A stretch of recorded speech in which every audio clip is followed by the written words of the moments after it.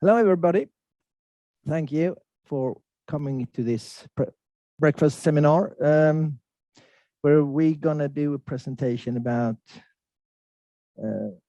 the patterns, what we found during the last attack in Ukraine, the 13th.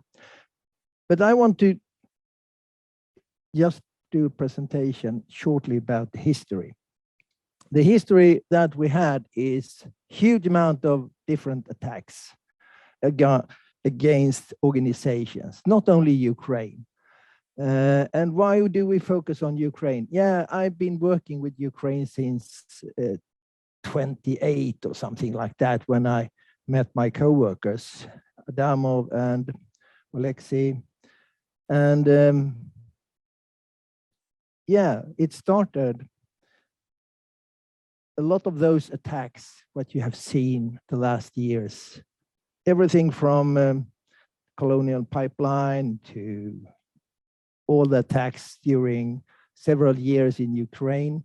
Most of you don't even know how big impact those attacks are. We in Sweden maybe look to our own. So therefore, I just put up a little bit different, because we have something called, Oleksii. It doesn't change. Okay. So what's happened 2014 was the intervention of Crimea.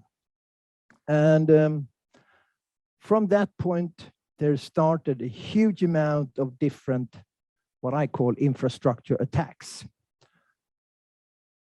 Only year 2016 in December, it was between November and December, if I remember my notes correct, it was over 6,500 infrastructure attacks. Here we have, I pointed out a couple of them during December.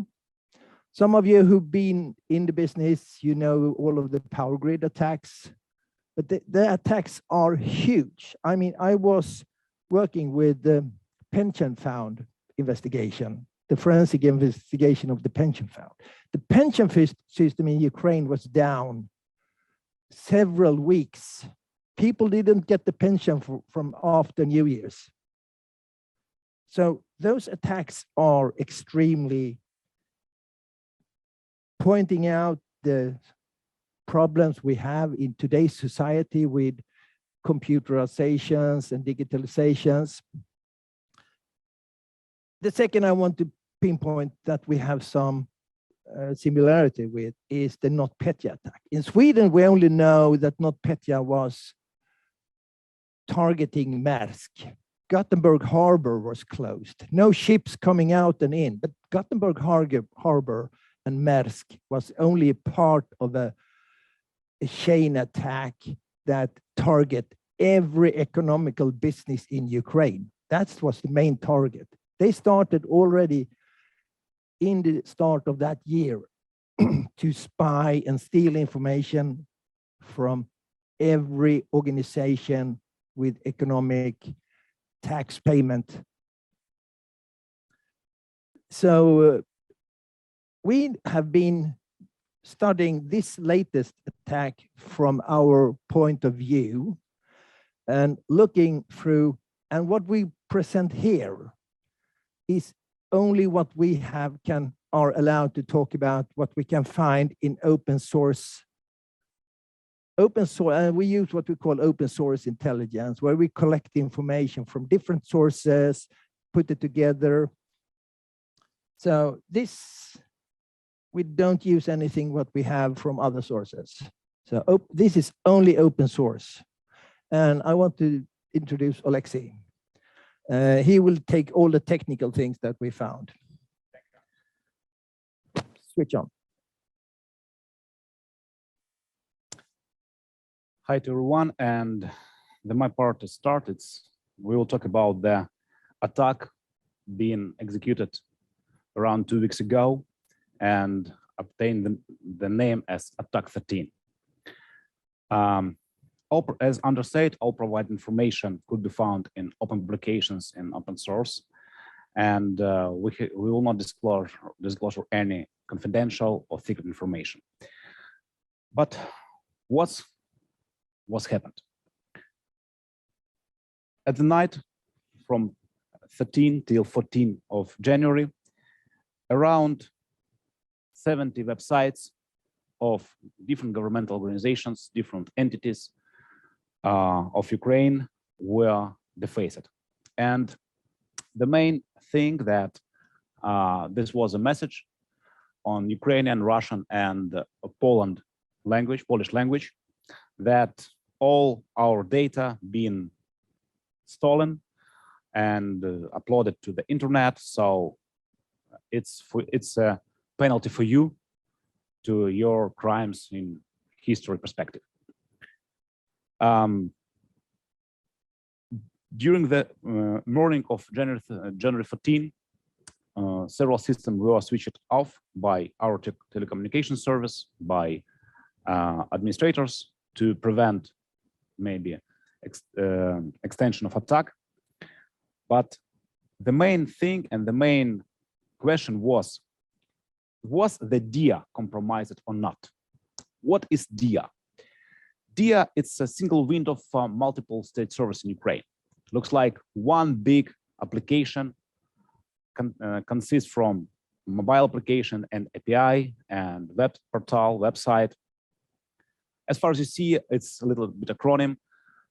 DIA means state and me. Of course, it's a pun as action, so act. What's very interesting that this application contain the documents, for example, the national passport, local passport, COVID certificate. I came to Sweden with certificate being generated by DIA. It's okay.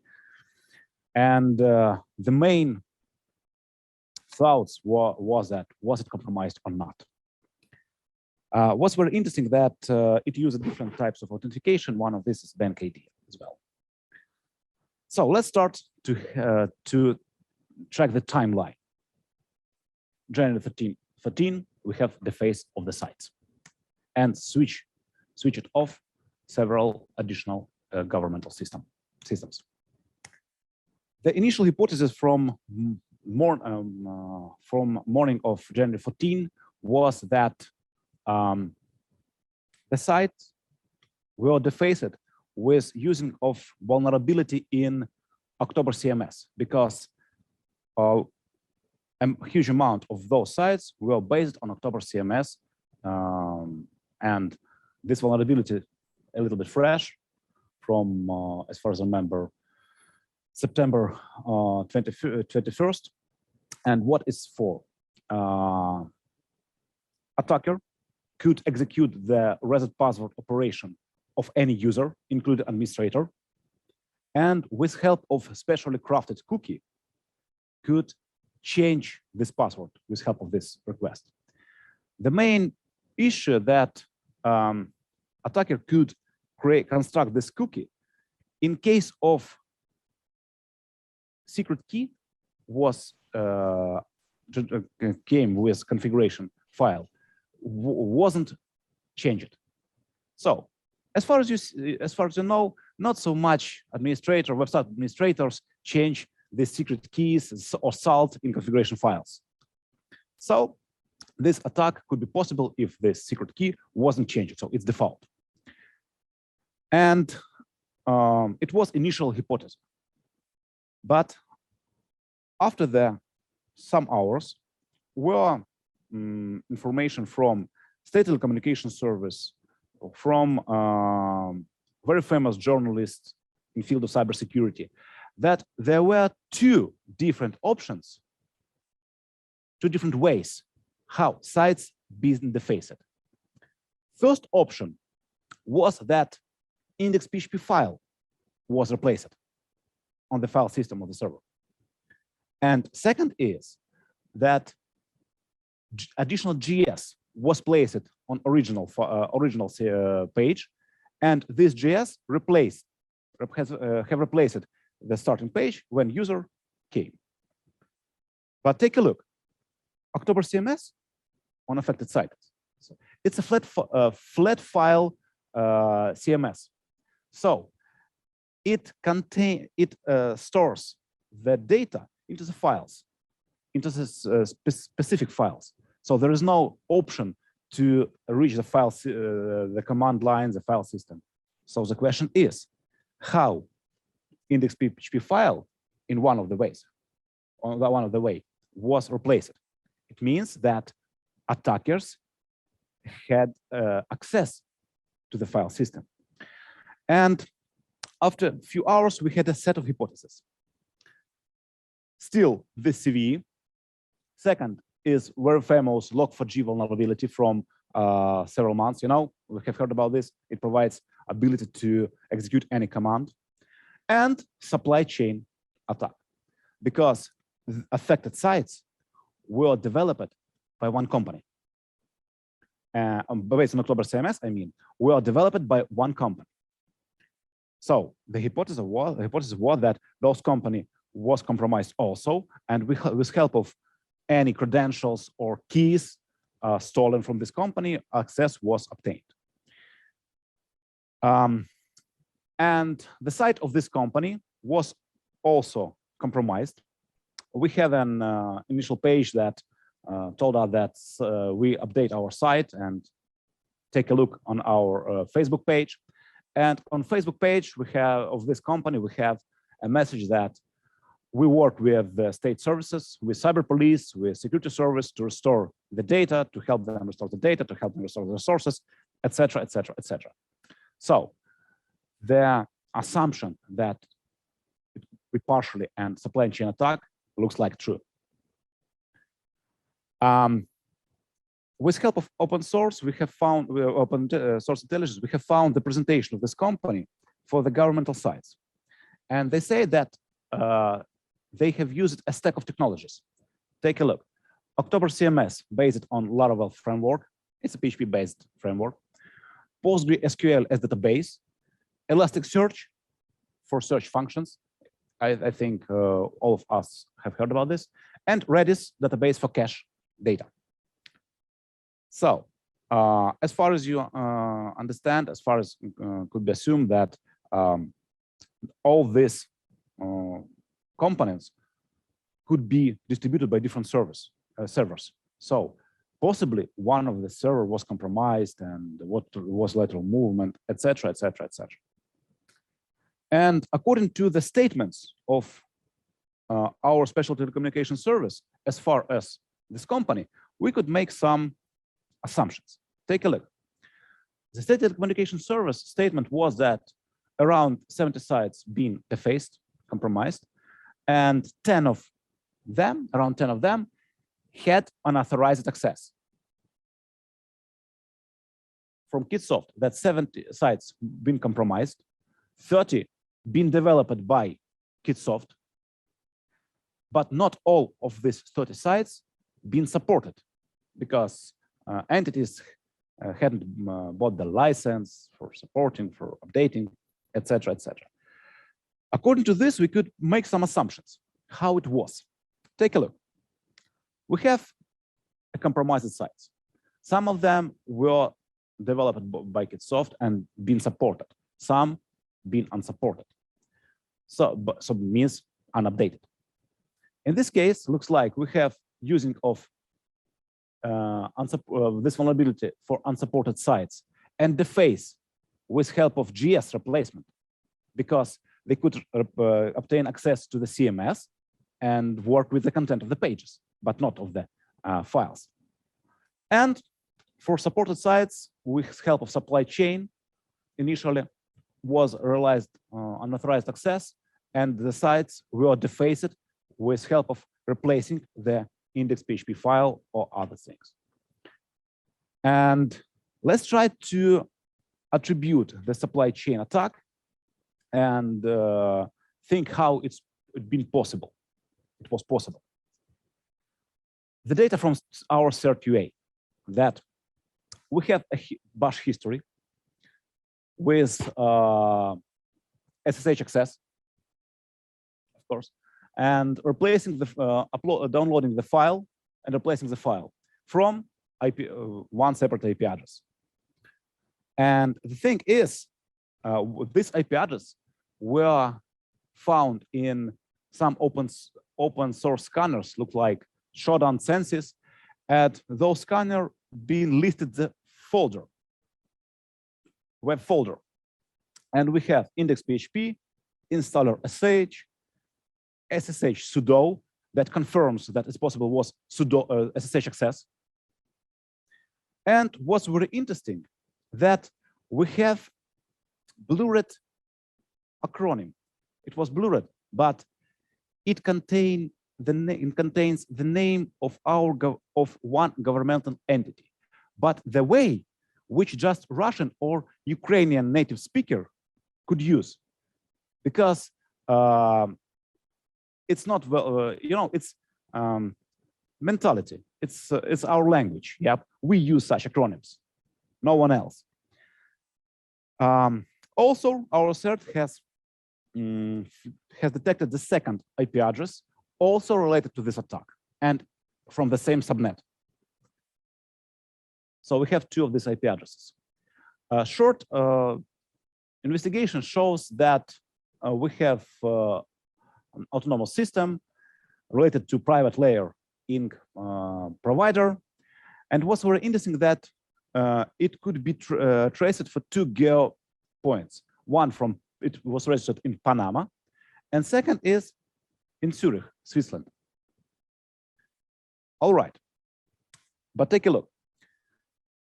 From who is private layer NC related to Panama, from some additional database, Switzerland, but the same ISP.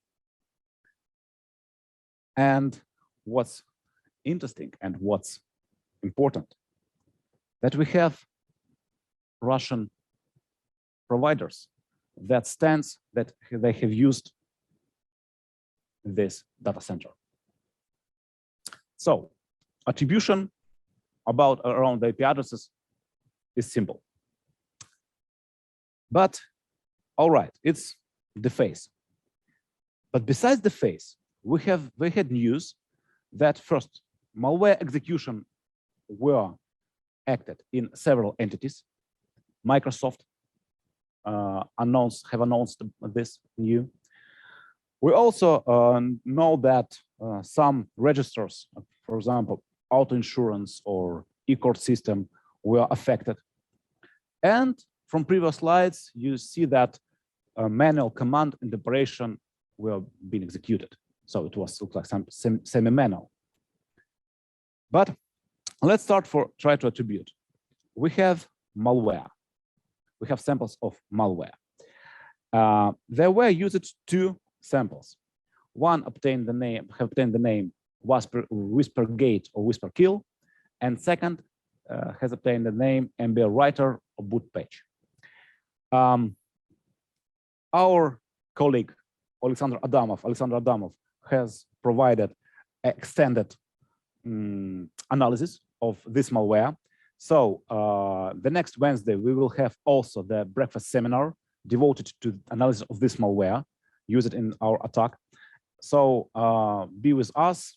I hope you will enjoy his presentation also. Next Wednesday, 9 o'clock.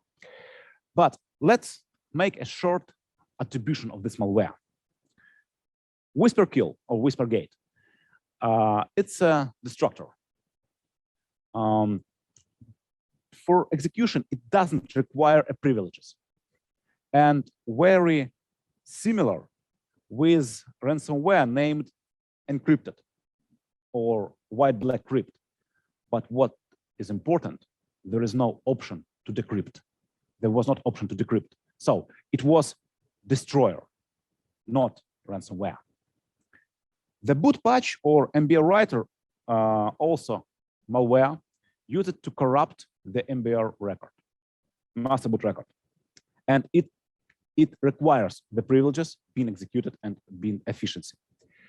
It was obfuscated, but what's very interesting that it contains a tool it was linked with tool used for developing this malware And with help of analysis of this tool, we could consume that it was compiled in Russian version of MS Windows. There is Cyrillic language used in metadata. So that's attribution. With help of some analysis, because all these tools were assigned with data and time, we could make a very interesting timeline. MBR Writer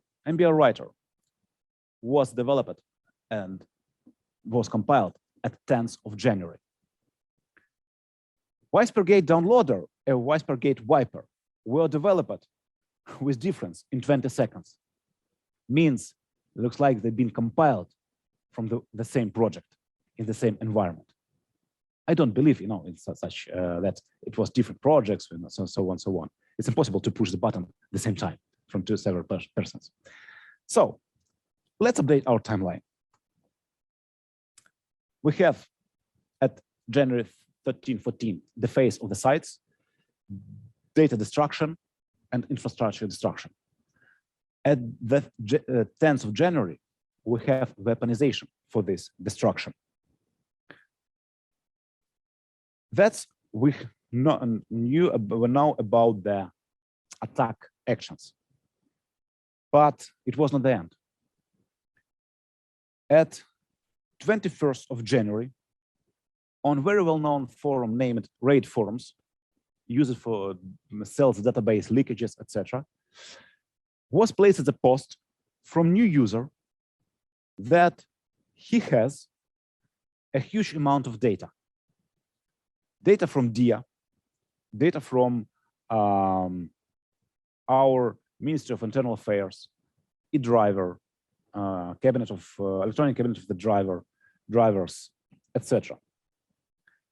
At 22nd of January, this post was deleted, but this user has launched the Onion site, dark web site in Tor network, and sell the looks like sell databases.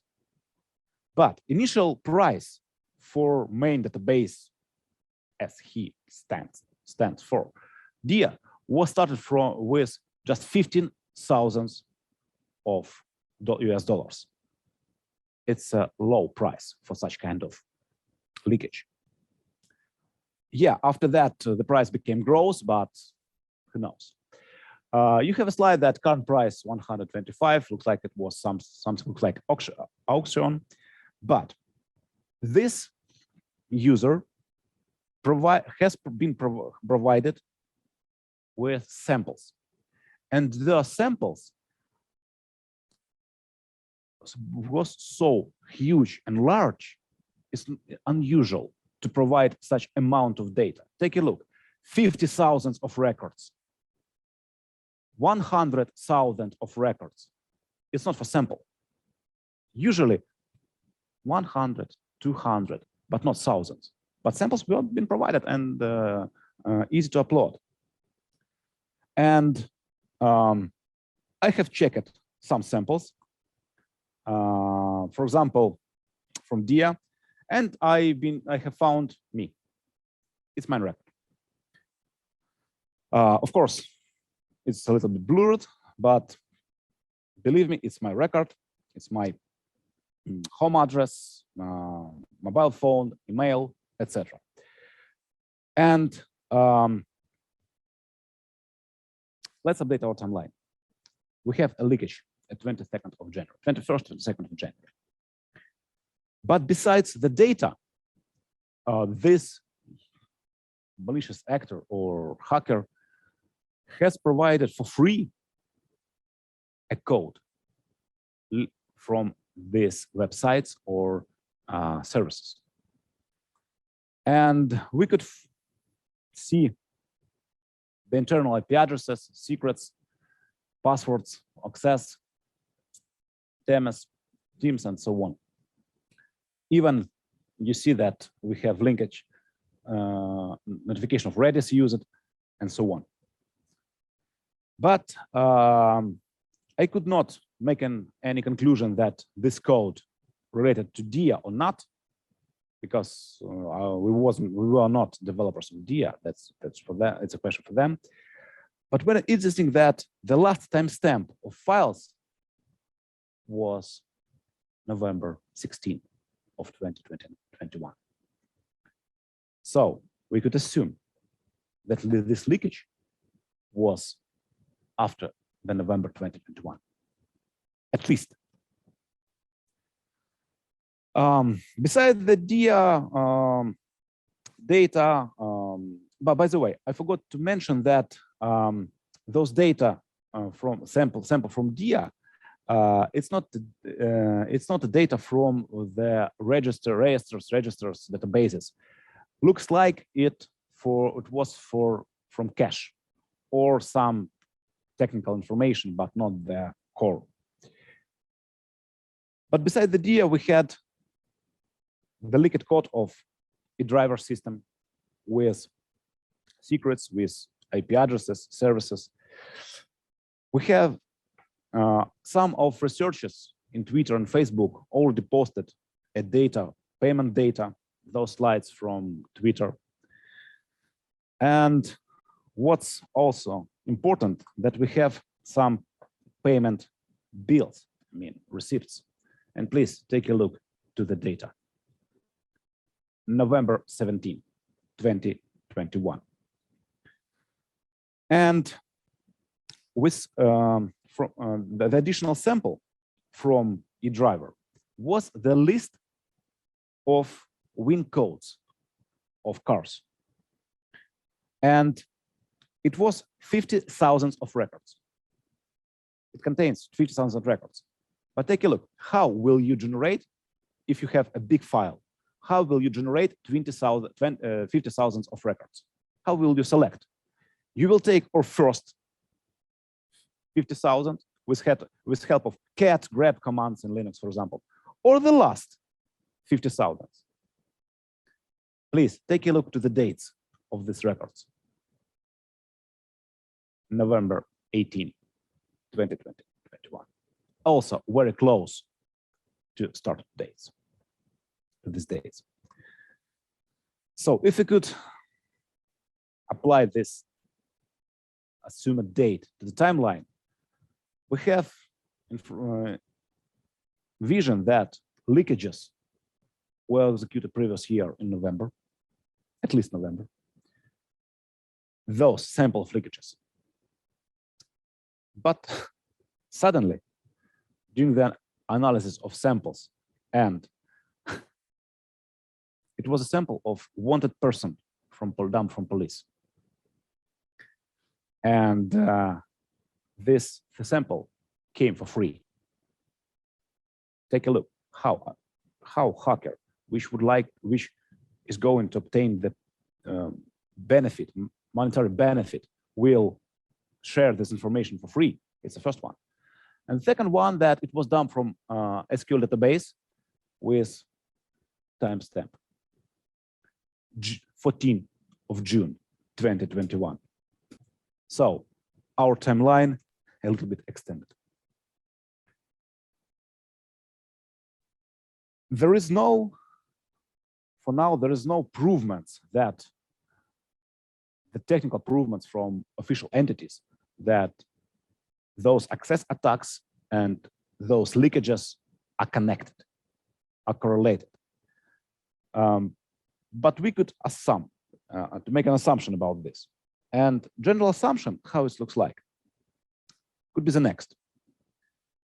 That we have supply chain attack with unauthorized access, for example, with SSH. After that, in case of possibility, lateral movement to the infrastructure, if attackers were able to escalate the privileges, they did it, and make an malicious actions, and after that launch the MBR writer as tool that requires the privileges. In case of impossibility to escalate the privileges, they have executed their malicious actions, for example, data leakage, and used Whispergate to crack the data. So, what are the general conclusions if this leakage and this attack are connected? We have a classical APT attack, advanced and persistent. It was well prepared and executed for several months. It was semi-manual, or at least some actions were manual. It's demonstratively could be potentially attributed to the Russia. Cyrillic text in malware, acronyms, Russian speaking, IP addresses. Whispergate, it's not a ransomware, it's a destructor, because there were no option to decrypt the data. And this attack contains two parts. Contains two parts. Cyber attack as technical part, and informational psychology operation to make an impact to the government, maybe the nation in general. The science. I have said that some samples came for free. Some samples contain a huge amount of real data, also came for free. It's unusual for such database selling. So this looks like a really psychological operation.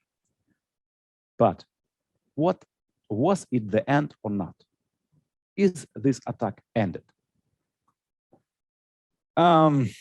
We think not, because at 28th of January, we have malware campaign from the servers related to the core system of Ukraine, from real servers with wide IP addresses, with trusted IP addresses. That's why these malicious emails very often pass through their protection systems.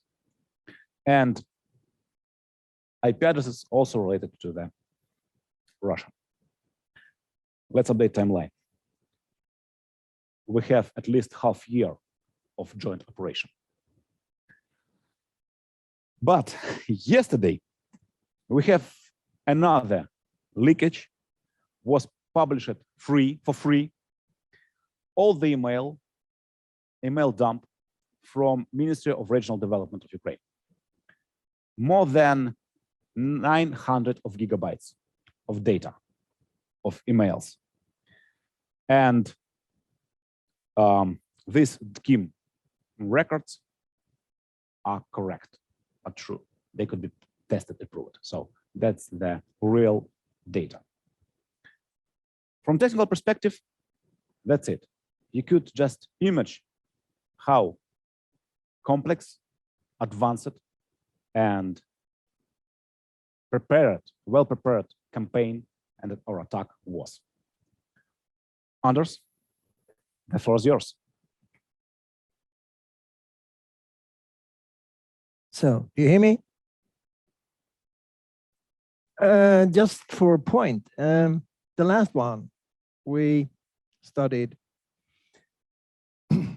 I mean, this is not normal for a hacker team to deliver something like this for free. Normal, they targeting the information, they pinpoint people and find things that are bad, some mail that are bad, and do extortion to those people. They don't give away a huge amount of information like this for free. This is not normal for our attacker groups. So when we try to find out the patterns, yeah, the patterns we see is that there is a huge amount of attack to government and business in Ukraine. But the thing is that there is no ransom. It's not like Colonial Pipeline. They will ask huge amount of dollars for letting it free. They don't make some financial gains. They demonstrate their power to the people they target it and advertise it. And it is, as we said, destruction. And the thing about if someone say, no, it is ransomware, but there is a couple of things. There is no way to pay ransom. There is no people to contact. There is no Bitcoin wallet. There is no request for money. And the last, normal organizations in Ukraine is not like Colonial Pipeline. They don't have money to pay. So that's in the end, the one point. It's not the normal target for a ransomware group to attack. What we know from history, we know that we have a huge amount of raised large-scale cyber attacks, and they are state-sponsored. Russia and China are really, if we look at different reports, in this case, Verizon data breach investigation, you can see that they are targeting smaller countries for their purpose. If we take a look at the teams, we in our group, we work with teams, collecting information about different teams, about different attack types, what they do, the behavior, what we call in modus operandi, MO. We have APT33 from from Iran. We have APT1 from China. We have Lazarus Group in Korea. We have the Equation groups in US, and we have the Sandworm team. They have a lot of names. If you Google them, you will find them as Sandworm or APT28, Fancy Beer, Pornstorm, Sofacy. They are connected to GRU. And then the official name is Unit 26165 or Unit 74455. They are by US government connected to destructive behavior against other entities from Russia, against the Olympic attack. You have a lot of other, the Novichok agencies. So they are a military unit, and US has just this year had a victim, or sorry, they have a judge, and you can find it. They charge 6 officers in this group. So I don't think those 6 people will not be able to go outside Russia, because they are connected to several of attacks. So little bit connection. Why? Yes, open source. I forgot about to say that, yeah, this is open source, but the problem is it's Ukraine. Not a lot of people in Sweden or Europe speak Russian or read Cyrillic. That's why we thought this should be interesting, because when we take a look at what happened, and I converted to Sweden, it was like the Swedish government, all the computers in the Swedish government would be erased. The court system, what does the court? They have 2 court systems in Ukraine. Oh, sorry, computer systems. One is finished, completed victims courts, and the other one is ongoing court. Both of them, databases are stolen or erased. We have the last one, all emails from Ministry of Region Development. Same thing. I mean, Myndigheten för regional utveckling, all their emails stolen. And we have, as I said, 70 different organizations, and I can compare them to Sweden directly, all of them. So if this would happen in Sweden, as you said, we are fucked. So questions?